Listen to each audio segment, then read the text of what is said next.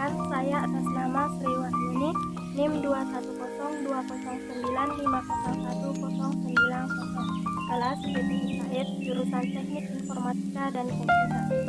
Baiklah, di sini saya akan memaparkan sebuah materi untuk memenuhi ujian akhir mata kuliah Sistem Operasi yang dibimbing oleh Ibu Ayu Saputri Bahar, SPD MPD. Nah, pertama saya akan menjelaskan terlebih dahulu apa itu sistem operasi. Sistem operasi atau OS itu merupakan perangkat lunak yang bertindak sebagai antarmuka antara pengguna komputer dan perangkat keras komputer serta mengontrol pelaksanaan semua jenis program. Apa saja contoh dari sistem operasi itu? Contoh sistem operasi yang populer diantaranya sistem operasi Windows, Linux, macOS, Android, iOS, BlackBerry, dan masih banyak lagi. Selanjutnya, ada beberapa fungsi penting dari sistem operasi. Yang pertama yaitu manajemen memori. Manajemen memori ini mengacu pada manajemen memori utama. Apa itu memori utama? Memori utama itu adalah jumlah besar kata atau byte di mana setiap kata atau byte memiliki alamatnya sendiri. Memori utama menyediakan penyimpanan cepat yang dapat diakses langsung oleh CPU. Agar suatu program dapat dijalankan, ia harus berada di memori utama. Sistem operasi melakukan aktivitas berikut untuk manajemen memori. Pertama, menyimpan jejak memori utama, contohnya bagian mana yang digunakan oleh siapa, bagian mana yang tidak digunakan. Yang kedua, dalam multiprogramming, sistem operasi memutuskan proses mana yang akan mendapatkan memori kapan dan berapa banyak. Yang ketiga, mengalokasikan memori ketika suatu proses memintanya untuk melakukannya. Yang kedua, ada manajemen prosesor. Dalam lingkungan multipemrograman OS memutuskan proses mana yang mendapatkan prosesor kapan dan berapa lama. Fungsi ini disebut penjadwalan proses. Sistem operasi melakukan aktivitas berikut untuk manajemen proses. Pertama, menyimpan jejak prosesor dan status proses. Program yang bertanggung jawab untuk tugas ini dikenal sebagai pengontrol lalu lintas. Yang kedua, mengalokasikan prosesor atau CPU ke suatu proses. Yang ketiga, dealokasi prosesor. Ketika proses tidak lagi diperlukan. Yang ketiga, ada manajemen perangkat. Sistem operasi mengelola komunikasi perangkat melalui driver masing-masing. Itu melakukan kegiatan berikut untuk manajemen perangkat. Pertama, menyimpan jejak semua perangkat. Program yang bertanggung jawab untuk tugas ini dikenal sebagai pengontrol I/O. Yang kedua, menentukan proses mana yang mendapatkan perangkat kapan dan berapa lama waktu. Yang ketiga, mengalokasikan perangkat dengan cara yang efisien. Yang ketiga, dealokasi perangkat. Fungsi yang keempat yaitu manajemen file. Sistem file biasanya disusun dalam direktori untuk navigasi dan penggunaan yang mudah. Direktori ini dapat berisi file dan arahan lainnya. Sistem operasi melakukan aktivitas berikut untuk manajemen file. Pertama, melacak informasi lokasi, penggunaan, status, dan lain-lain. Fasilitas kolektif sering dikenal sebagai sistem file. Yang kedua, menentukan siapa yang mendapatkan sumber daya. Yang ketiga, mengalokasikan sumber daya. Dan yang keempat, dealokasi sumber daya. Nah, selain kelima hal di atas, berikut adalah beberapa kegiatan penting yang dapat dilakukan sistem operasi. Pertama yaitu keamanan. Dengan kata sandi dan teknik lain yang serupa, itu mencegah akses tidak sah ke program dan data. Yang kedua, kontrol atas kinerja sistem. Merekam penundaan antara permintaan layanan dan respon dari sistem. Yang ketiga, akuntansi pekerjaan. Melacak waktu dan sumber daya yang digunakan oleh berbagai pekerjaan dan pengguna. Yang keempat, alat pendeteksi kesalahan. Produksi dump, jejak, pesan, kesalahan, dan alat pendeteksi kesalahan dan debugging lainnya. Yang kelima, koordinasi antara perangkat lunak dan pengguna lainnya. Koordinasi dan penugasan compiler, interpreter, assembler, dan perangkat lunak lainnya ke berbagai pengguna sistem komputer. Selanjutnya mengenai servis-servis pada sistem operasi menyediakan layanan bagi pengguna dan program diantaranya yaitu sistem operasi menyediakan sebuah lingkungan program yang akan dieksekusi dan sistem operasi menyediakan pengguna layanan untuk menjalankan program dengan cara yang nyaman. Ada beberapa layanan yang disediakan oleh sistem operasi diantaranya eksekusi program, operasi I/O atau input-output, manipulasi sistem file, komunikasi, menangani kesalahan, pengelolaan sumber daya, dan perlindungan. Nah, apa itu eksekusi program? Eksekusi program berarti instruksi-instruksi dan data-data yang harus dimuat ke memori utama perangkat-perangkat, masukan keluaran dan berkas harus diinisialisasi, serta sumber daya yang ada harus disiapkan. Semua itu harus ditangani oleh sistem operasi.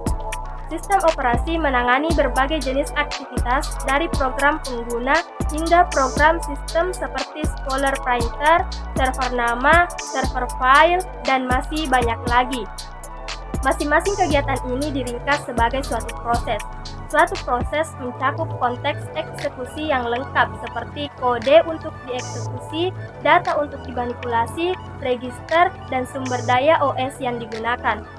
Terdapat beberapa kegiatan utama dari sistem operasi sehubungan dengan manajemen program, yaitu pertama, membuat program ke dalam memori, yang kedua, menjalankan program, yang ketiga, menangani eksekusi program, yang keempat, menyediakan mekanisme untuk sinkronisasi proses, yang kelima, menyediakan mekanisme untuk proses komunikasi, yang keenam, menyediakan mekanisme untuk penanganan jalan buntu.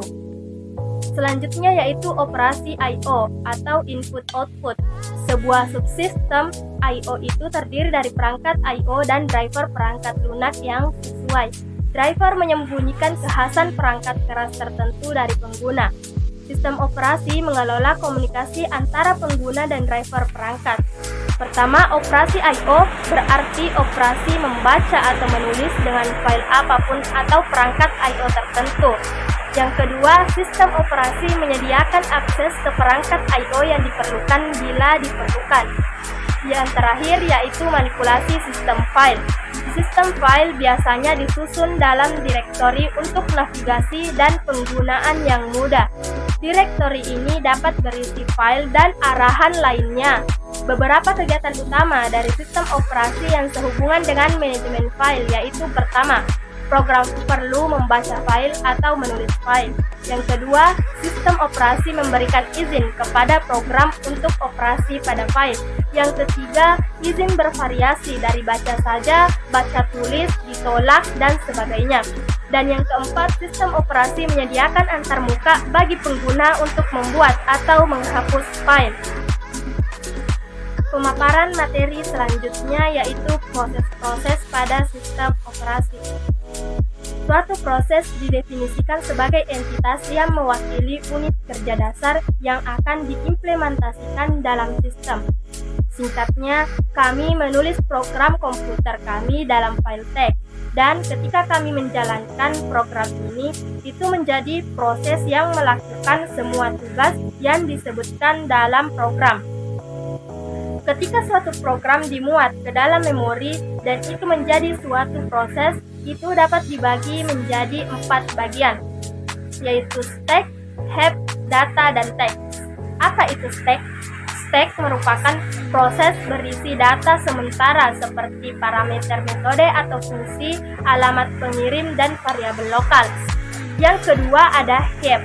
Heap ini adalah memori yang dialokasikan secara dinamis untuk suatu proses selama waktu menjalankannya.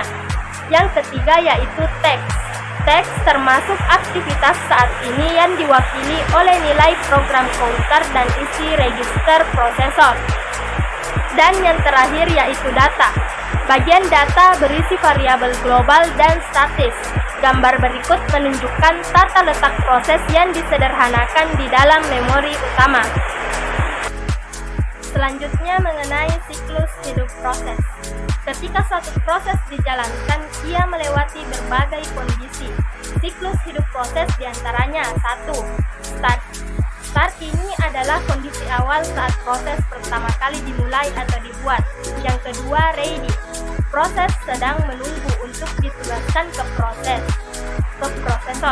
Proses siap menunggu prosesor dialokasikan untuk mereka oleh sistem operasi sehingga mereka dapat berjalan. Proses dapat masuk ke kondisi ini setelah keadaan mulai atau saat menjalankannya tetapi terganggu oleh penjadwal untuk menetapkan CPU ke beberapa proses lainnya. Yang ketiga, running. Setelah proses ditetapkan ke prosesor oleh penjadwal OS, status proses diatur ke berjalan dan prosesor menjalankan instruksinya. Yang keempat, waiting. Proses berpindah ke status menunggu jika perlu, menunggu sumber daya, seperti menunggu input pengguna atau menunggu file tersedia. Yang kelima, terminate or exit. Setelah proses selesai dieksekusi atau diakhiri oleh sistem operasi, ia dipindahkan ke status terminasi di mana ia menunggu untuk dihapus dari memori utama. Berikut gambar siklus hidup proses. Materi selanjutnya yaitu Block Control Process atau PCB. Block Control Process adalah struktur data yang dikelola oleh sistem operasi untuk setiap proses. PCB diidentifikasi oleh ID Processor Integer atau PID. Pertama, proses state keadaan. Proses state, keadaan proses saat ini yaitu apakah sudah siap, berjalan, menunggu, atau apapun. Yang kedua, proses privilege. Ini diperlukan untuk mengizinkan atau melarang akses ke sumber daya sistem. Yang ketiga, ID proses, identifikasi unik untuk setiap proses dalam sistem operasi. Yang keempat, pointer proses, menunjuk ke induk. Kelima, program counter. Penghitung program adalah penunjuk ke alamat instruksi berikutnya yang akan dieksekusi untuk proses ini. Yang keenam, CPU register. Berbagai register CPU di mana proses perlu disimpan untuk dieksekusi menjalankan kondisi. Ketujuh, CPU scheduling. Informasi prioritas proses dan informasi penjadwalan lainnya yang diperlukan untuk menjadwalkan proses. Kedelapan, memory management information. Ini termasuk informasi tabel halaman, batas memori, tabel segmen tergantung pada memori yang digunakan oleh sistem operasi. Kesembilan, ada accounting information. Ini termasuk informasi tabel halaman, batas memori, tabel segmen tergantung pada memori yang digunakan oleh sistem operasi. Yang ke-10 ada I/O status information.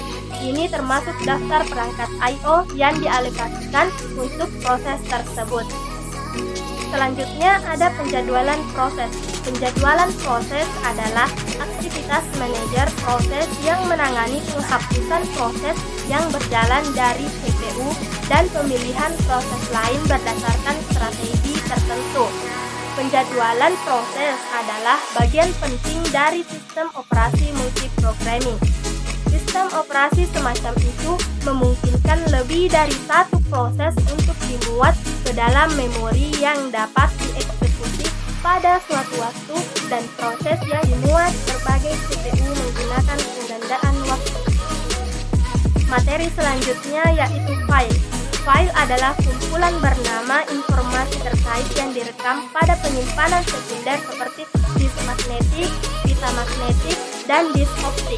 Secara umum, file adalah urutan bit, byte, baris, atau catatan yang aslinya ditentukan oleh pembuat file dan pengguna. Struktur file harus sesuai dengan format yang diperlukan yang dapat dimengerti oleh sistem operasi, yaitu seperti 1. File memiliki struktur tertentu yang ditentukan sesuai dengan jenisnya. Yang kedua, file text adalah urutan karakter yang disusun dalam beberapa baris. Yang ketiga, file sumber adalah urutan prosedur dan fungsi. Yang keempat, file object adalah urutan byte yang disusun dalam blok yang dapat dimengerti oleh mesin. Yang kelima, ketika sistem operasi mendefinisikan struktur file yang berbeda, itu juga berisi kode untuk mendukung struktur file ini. Unix MS-DOS mendukung jumlah minimum struktur file. terakhir, yaitu materi mengenai keamanan sistem operasi. Keamanan mengacu pada penyediaan sistem perlindungan terhadap sumber daya sistem komputer, seperti CPU, memori, disk, program perangkat lunak, dan yang paling penting data atau informasi yang disimpan dalam sistem komputer. Jika program komputer dijalankan oleh pengguna yang tidak sah, maka ia dapat menyebabkan kerusakan parah pada komputer atau data yang tersimpan di dalamnya. Jadi, sistem komputer harus dilindungi terhadap akses tidak sah, akses jahat ke memori sistem, virus, worm, dan lain-lain. Keamanan sistem terbagi menjadi 3, yaitu 1. Keamanan eksternal atau external security, berkaitan dengan pengamanan fasilitas komputer dari penyusup atau hacker dan bencana seperti kebakaran dan kebanjiran. Kedua, yaitu keamanan interface pemakai atau user interface security, berkaitan dengan identifikasi pemakai sebelum pemakai diizinkan mengakses program dan data yang disimpan. Yang ketiga, keamanan internal atau internal security, berkaitan dengan pengamanan beragam kendali yang dibangun pada perangkat keras dan sistem operasi yang menjamin operasi yang handal dan tak terkorupsi untuk menjaga integritas program dan data. Istilah keamanan atau security dan proteksi atau protection sering digunakan secara bergantian. Untuk menghindari kesalahpahaman, istilah keamanan mengacu ke seluruh masalah keamanan dan istilah mekanisme proteksi mengacu ke mekanisme sistem yang digunakan untuk memproteksi atau melindungi informasi pada sistem komputer. Itulah tadi pemaparan dari saya. Sekian dan terima kasih. Assalamualaikum warahmatullahi wabarakatuh.